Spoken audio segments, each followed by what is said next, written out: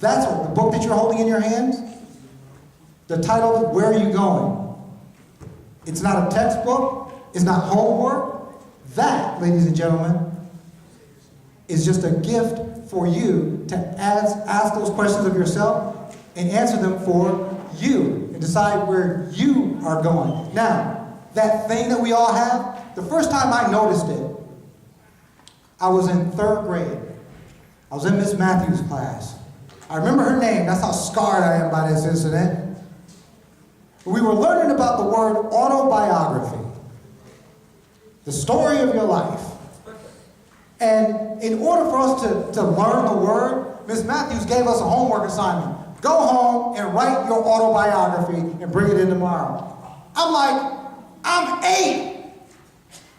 Come on, man. What have I done? What am I going to write about? I remember the winter when I was 4.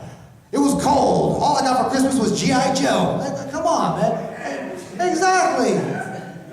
There wasn't, remember, video games weren't even invented yet, man. Toys were awful when I was a kid. So I didn't want to do it. I could do it. I didn't feel like. You ever get an assignment that you just didn't feel like doing? I'm serious. Like you can do it, but you just like telling your teacher, look, man, I get it. I know Civil War is important. Lincoln, I get it. I just don't feel like it. I'd rather play on my Xbox. So I didn't feel like it. So what I did, I went home. I wrote like 2 paragraphs just to have something to hand in the next day. So I go to school the next day, got my 2 paragraphs. Who do you think got called on to read their autobiography in front of class? Me? Exactly. So I go walking up in front of class with my 1 sheet of paper, and I read my 2 paragraphs. And then something happened. I didn't plan it. I didn't know it was going to happen. But I got to the end of my paragraphs. I just kept talking. I started making stuff up. I told about how my father took us all on a vacation to Disneyland. Mickey Mouse had dinner at our table. And remember, I lived with my great-grandmother. I didn't even know my father. I was just making stuff up. But it got so good, that I looked out at my classmates. Some of my classmates were actually looking at me, leaning forward with their elbows on the desk, looking at me like, dude, your life rocks. I want to be you. That's awesome. Now, the thing about it is, an 8-year-old can once in a while come up with a pretty nifty idea, but the concept of thinking it through hasn't sunk in yet. Now remember, I only had 1 sheet of paper. I didn't turn it over. I didn't do that. I think I got carried away and stopped looking at it. I was just talking. Finally, my teacher called over and was like, Wayne, come here. She took my paper, looked at it. She's like, what are you doing? And I gave her that famous answer.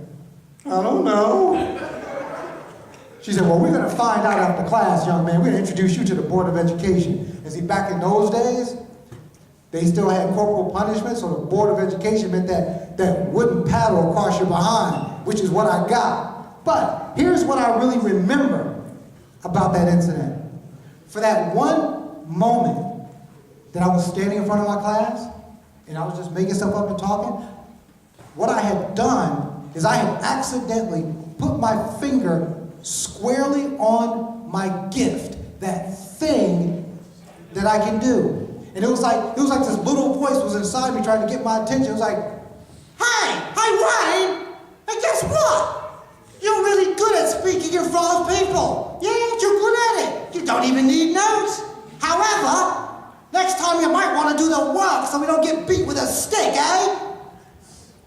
Every one of us has that thing inside us, that thing that we are good at and that we like to do, and that gift, that dream, that destiny, and it has ways of making itself known to you. I call it your inner GPS because it works exactly like the GPS car. It will send you signals, and the way you pick those signals up is joy. Whether you pick up a pencil and it feels like it's like a part of your hand when you draw. Maybe you can make computers do stuff that nobody else can do. Maybe you can throw a baseball at 90 miles an hour. Whatever it is, or maybe you just understand business. All of us have a gift, a talent, and a destiny. And the way it makes itself known, the way your inner GPS talks to you is joy. That's why there's sayings like, well, you should follow your joy. Or if you do what you love, you'll never work a day in your life. That's because they are all true. And the GPS in your car, even if you don't hear it or you don't pay attention to it, it still sends you signals, right? You're in the car with somebody got the GPS on, even if you don't follow, if you don't listen to it, it still sends signals. It tells you where to go, correct? Whether you listen to it or not. Your inner GPS, which will guide you to success and greatness, all you have to do is be able to hear it and be brave enough to follow it. Now the next time... Give me just one question. I haven't read it yet. What was one of the questions? Okay. If I may ask, off the top of your head, what's your favorite picture in question? My favorite picture is when you say, do you want to go your way or my way? That's awesome. I like that. That's awesome. Anybody else? Yeah, go ahead.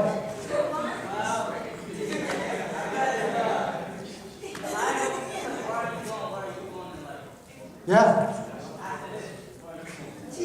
There you go. After this, where am I going? Apart from McDonald's. I have my glass of lunch. I don't know. Anybody else have any questions or anything?